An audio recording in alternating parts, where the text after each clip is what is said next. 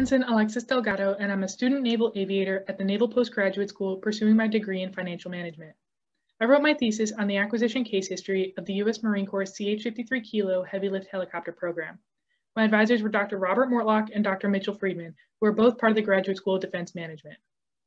Dr. Mortlock is currently building a database of case studies and case histories to provide future acquisition students with concrete examples of how we best provide our warfighters with the capability they need to execute their mission.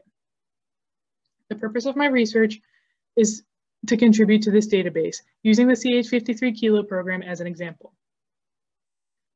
In my case history, I analyzed the CH-53K's program of record to understand the challenges faced and the decisions made within the program in order to develop lessons learned that can be utilized for future defense acquisition programs.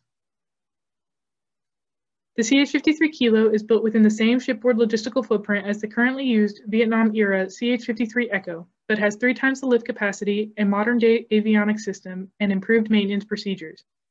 As with any complex military system, the CH-53K endured several cost, schedule, and performance setbacks that delayed initial deployment from 2015 to late 2023, early 2024.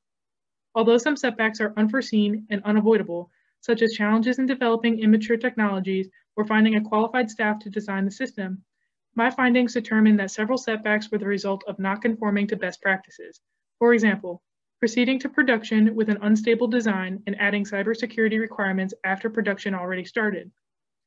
Other findings from my research include justifying procurement quantity off of the system's maintenance requirements and operational availability needs to better support the system throughout its life cycle, and that foreign military sales cannot be relied upon to reduce average per unit costs.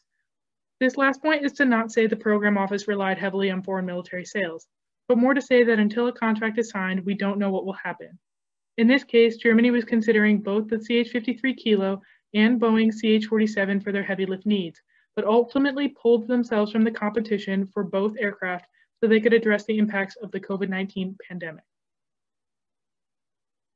Overall conclusions from this case that can be used for future programs are understanding the trade space between cost, schedule, and performance objectives within the acquisition system, anticipating foreseeable setbacks in order to follow best practices and mitigate cost growth and schedule delays, procuring enough systems to support the system properly throughout its life cycle, and establishing well-defined system requirements early in the acquisition process to maintain program baselines and instead of incorporating them after the system is in production.